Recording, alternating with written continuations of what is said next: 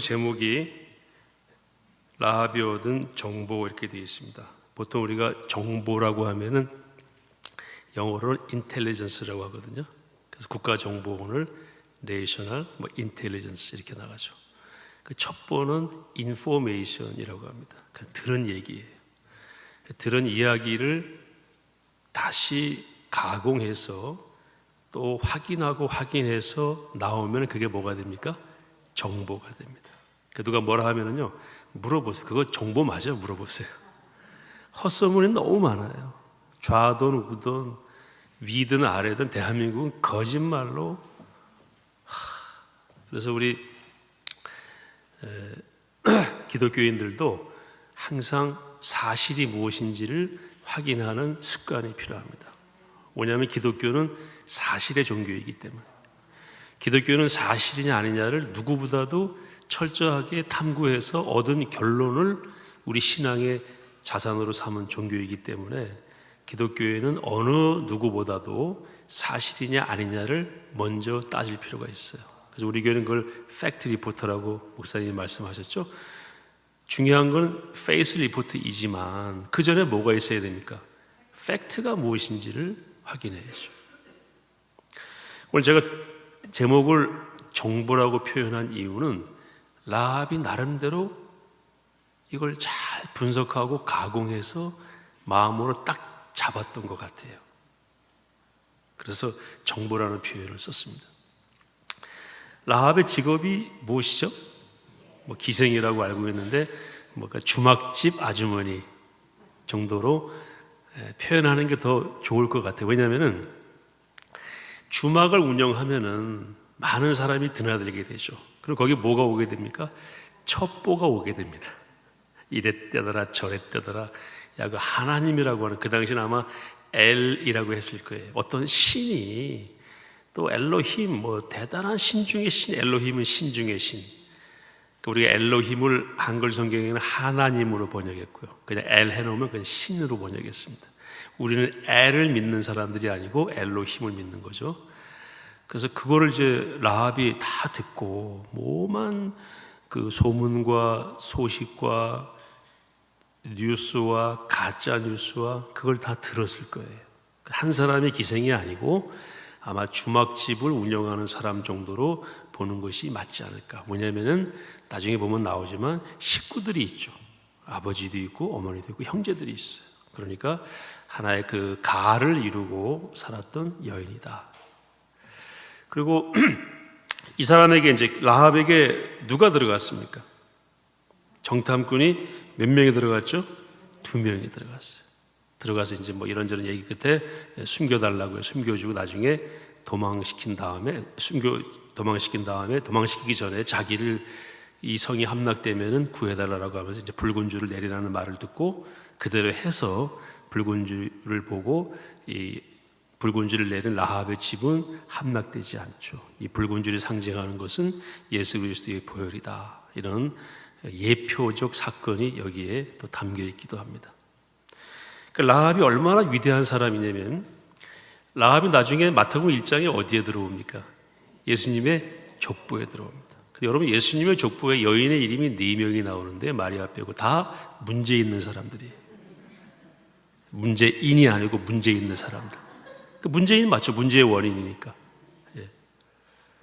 이방인이거나 부정한 방법으로 다윗의 후손인 유다 가문으로 들어온 사람들인데 하나님이 그들을 통해서 그 후손 가운데 다윗이 나오게 하시고 그 다음에 예수님 나오게 하신 거예요.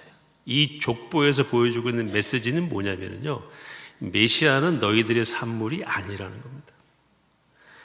유다 왕가 자랑하지 말라는 거예요. 다 우리 한국 사람들이 보통 하는 말로는 그 이상한 집안이죠. 무슨 집안이라고 그러죠? 그런 마음속에 상상하는 게 콩가루 집안 같은 거예요. 왜냐하면 자기 아버지 시아버지하고 동침해가지고 다말 유다하고 동침했잖아요. 다 왕의 후손이에요. 왕의 가문이 나중에 되는 거고, 후손 가운데 다윗이 나오게 되고 다윗의 후손 가운데 예수님이 나오게 되는데, 마태복음 족보에 정말 눈여겨봐야 될 것은 예수님이 남자들에게서 나오지 않고 마리아에게서 나왔다고 말씀하고 있어요. 그러니까 외형적인 혈통은 다윗의 가문을 따랐지만 성령으로 잉태했기 때문에 그 혈통에 따라 나오신 분이 아니고 예수님은 마리아에게 성령 잉태된 바에 따라 태어나신 분이다. 그거를 명확하게 하고 있죠. 그 가문 가운데 이제 라합이 들어가 있게 된 겁니다. 라합이 얼마나 괜찮은 사람인가를 어떻게 알 수 있냐면요, 그 아들로서 알 수 있어요. 아들이 누구죠? 보아스잖아요.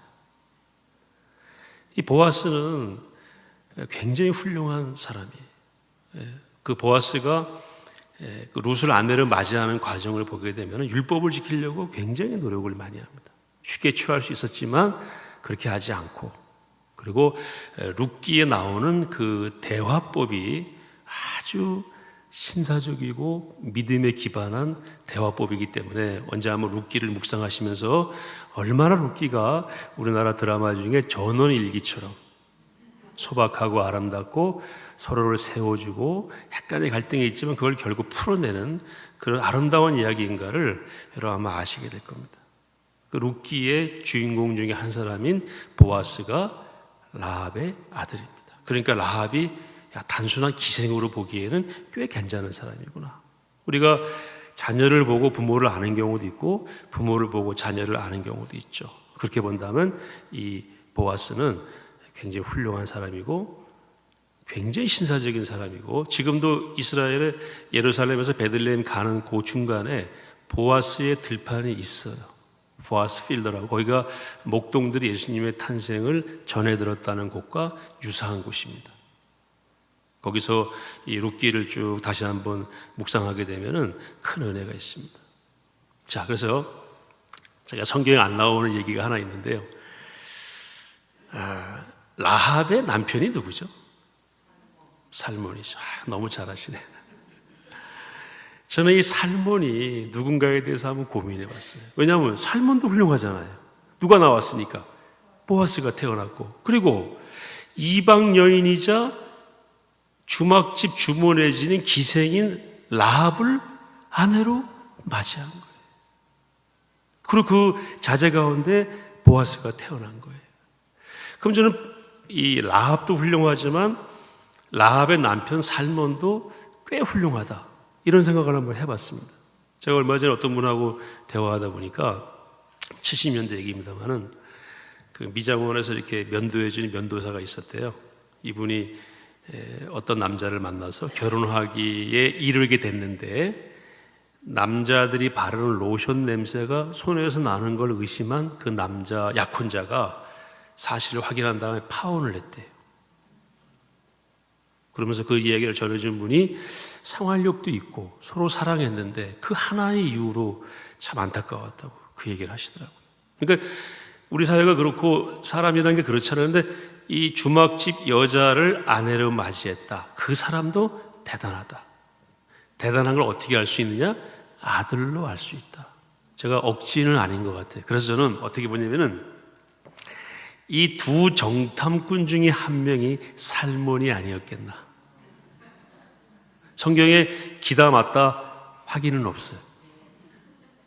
그런데 어떤 책을 보니까 그렇게 비슷하다고 얘기한 책도 있더라고요. 그러니까 이거는 제가 가설로 세운 거예요. 왜냐하면은 여러분 국정원 여기 출신도 계시지만 국정원에 근무하는 사람은요 굉장히 바보 같고 멍청하고 건강도 안 좋고, 그죠? 절대 아니죠. 굉장히 스마트하고 체력도 좋아야 되고, 그리고 요즘은 외국어도 잘해야 돼요. 전 세계 어디든 가면은 자기가 처신해야 됩니다. 그 스파이로 누구를 보낼 때 어떤 사람 보냅니까? 똑똑하고 체력도 좋고 믿을 만한 사람. 어떤 사람? 살몬 같은 사람, 또는 보아스의 아버지 같은 사람. 그래서 저는 추정을 하는데 과연 틀리지는 않을 거예요. 이런 건 천국 가면 여쭤보려고 그래요. 살몬이 누구였냐고. 라합의 이야기 이렇게 많이 이렇게 살펴볼 수 있습니다. 근데 라합이 주막집 주모로서 수많은 첩보를 알고 있었지만 나름대로 그것을 또 확인하고 해서 뭐로 갖게 된 겁니까? 이거는 확실한 거다. 정보로 갖게 된 거예요. 9.11 테러 때도요 많은 첩보가 올라갔어요. 백악관이 그걸 무시했습니다. 그래서 알고는 있었어요. 아마 근자에 큰 일이 벌어질 것이다. 정보로 확인될 만한 가공이 부족해가지고 그냥 첩보로 끝났죠. 실제입니다. 근데 라합은 그 많은 첩보의 내용들을 확인하고 또 확인하고 요거는 확실한 것 같다. 그래서 정보로 갖게 되었다는 것입니다. 그래서 오늘 제목을 라합이 얻은 정보 또는 사실, 팩트. 이걸 라합이 자기의 믿음으로 갖게 됩니다. 자, 잠깐 보실까요? 9절에 또 그들이 눕기 전에 라합이 지붕에 올라가서 그들에게 이르되 9절에 같이 한번 읽을까요? 말하되 여호와께서 이 땅을 너희에게 주신 줄을 내가 아노라. 우리가 너희를 심히 두려워하고 이 땅 주민들이 다 너희 앞에서 간담이 녹았다. 예. 이 라합이 가공해서 사실을 들은 거, 여러 소문을 들은 걸 가공해서 이건 정보다라고 갖게 된 것이 무엇입니까? 여호와께서 이 땅을 너희에게 주셨다. 여러분, 이 말이 왜 중요하냐면요, 많은 이스라엘 백성 가운데 이 사실을 안 믿는 사람들이 있었습니다. 여호수아가 땅을 다 분배하고 가서 차지하라고 해도 안 가요. 왜 안 갑니까? 믿음이 없어서. 근데 라합은 이 땅 여호와께서 너희에게 주신 줄을 내가 안다. 여기서 하나님이 아니고 뭐라고 그랬습니까? 여호와. 여호와는 신앙 고백적 표현이 들어가 있는 거예요. 나는 홀로 존재하는 나는 나다 하는 그런 고백이죠. 하나님은 엘로힘이에요. 엘로힘은 여러 신 중에서 뛰어난 신이라는 얘기고, 여호와는 우리의 신앙 고백에 들어간 유일신 여호와입니다. 그러니까 이 라합이 그 용어를 쓴 거예요. 야훼, 여호와께서 이 땅을 너에게 주신 줄을 내가 안다. 10절에 보시면 너희가 애굽에서 나올 때에 여호와께서 너희 앞에 뭐를 마르게 하셨습니까? 홍해물을 마르게 하신 일. 아모리 사람의 두 왕 시혼과 옥에 행한 일, 그들을 전멸시킨 거 우리가 다 들었다. 나는 그거 믿는다. 라합은 많은 200만 가까운 그 모든 걸 경험하고 여기까지 온 이스라엘 무리들보다 하나님에 관한 정보가 더 분명하고, 그걸 라합은 믿음으로 가진 사람이다. 그 증거가 여기에 있죠. 그래서 그 믿음대로 행동한 사람이 라합이고, 나중에 이 라합이 그 믿음대로 하나님을 신뢰했기 때문에 그 집안이 보존되고 살몬이라고 하는 스파이로 추정되는 그 남자와 결혼을 하고 보아스를 낳아서, 라합 이야기는 여기서 끝나지 않고 계속해서 흘러서 예수님의 족보에까지 오르게 되었던 것입니다. 여러분 놀라지 마세요. 종교개혁 시대에는요, 성경을 개인이 갖고 있지를 못했습니다. 첫 번째는 너무 귀했어요, 성경이.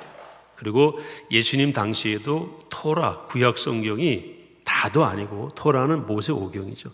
5권의 책이 마을에 하나 정도 있었습니다. 뭐로요? 두루마리. 그 율법 상자라고 해서 회당에 안치해 놓고 그것도 랍비가 읽어주고 해석을 해줬죠. 개인은 가지고 있지 못했어요. 1500년이 지난 종교개혁 시대에도 가지고 있지 못했고요. 특히 천주교는 일반 성도들이 성경을 보는 걸 금했습니다. 놀라운 사실 하나 알려드릴까요? 천주교는 성도들이 봐서는 안 될 책으로 성경을 꼽았습니다. 그래서 금서 목록에 넣었고요. 어떤 경우에는 평신도가 성경을 혼자 읽다 걸리면 사형에 처했습니다. 이거 사실입니다. 그리고 성경을 해석한다는 소위 신부들이 상당수가 문맹이었습니다.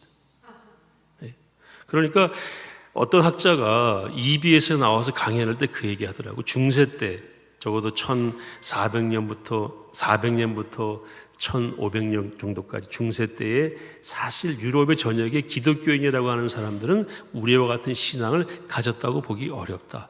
굉장히 잘 본 겁니다. 그러니까 예수님 시대나 1500년이 지난 종교개혁 시대나 우리만큼 성경을 알았다 몰랐다? 몰랐다. 여러 가지 이유가 있습니다. 종이도 귀했고요.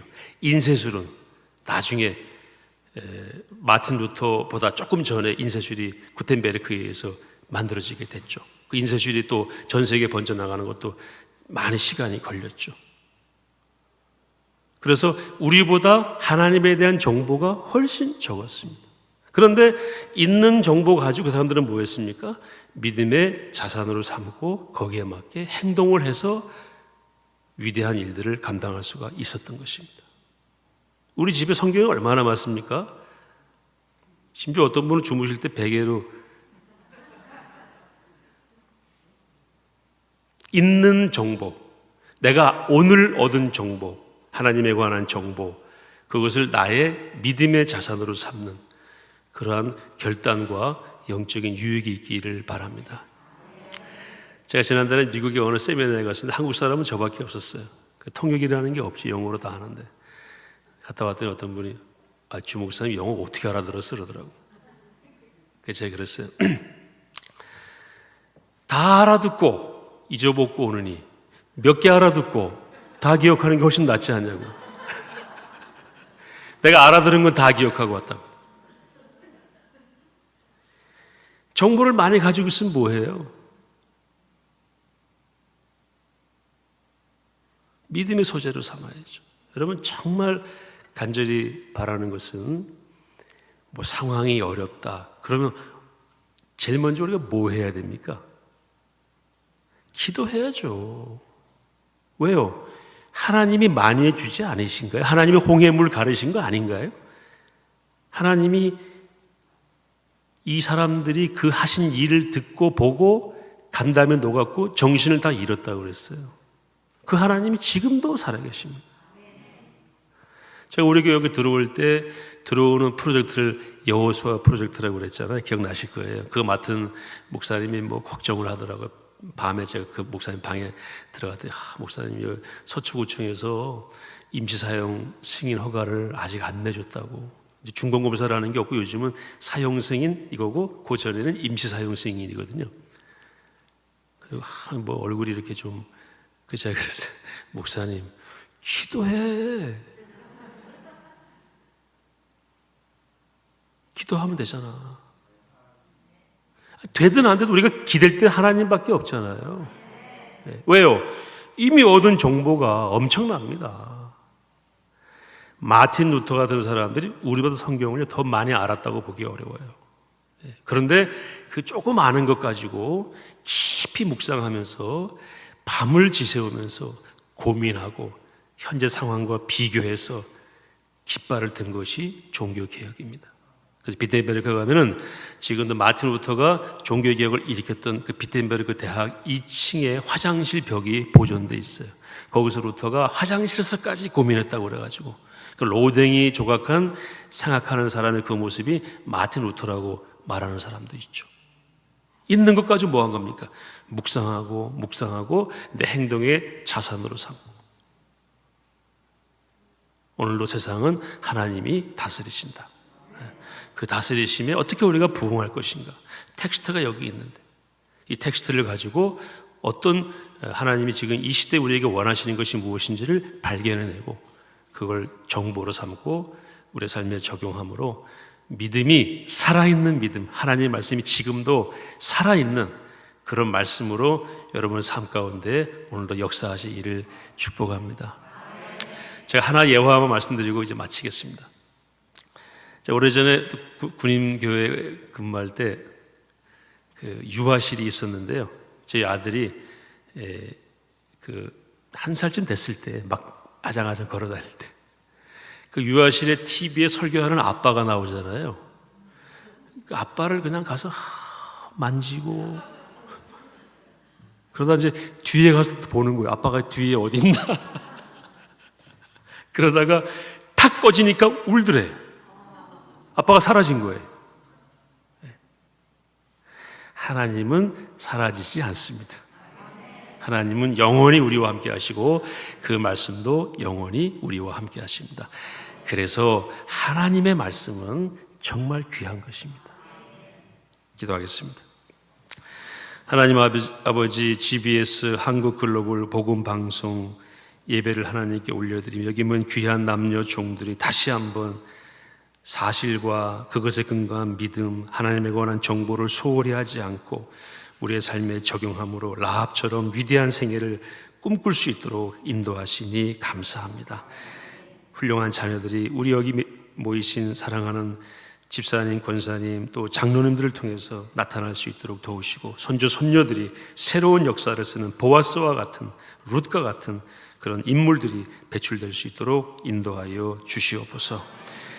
지금은 교회의 머리가 되시며 가정의 주인 되시고 우리 각자의 유일한 구원자이신 예수 그리스도의 은혜와 하나님 아버지의 무한하신 사랑과 성령님의 교제케 하심이 오늘 GBS 방송 예배에 참여하여 주의 말씀을 듣고 하나님에 관한 여러 가지 내용들을 정보로 잘 가공해서 그것을 믿음의 자산으로 삼고 승리하는 삶을 살기로 마음에 다짐한 하나님의 귀한 종들 머리 위에 그 가정들과 사랑하는 자녀들과 손주 손녀들 위해 지금으로부터 영원토록 함께 하시기를 축원하옵나이다. 아멘.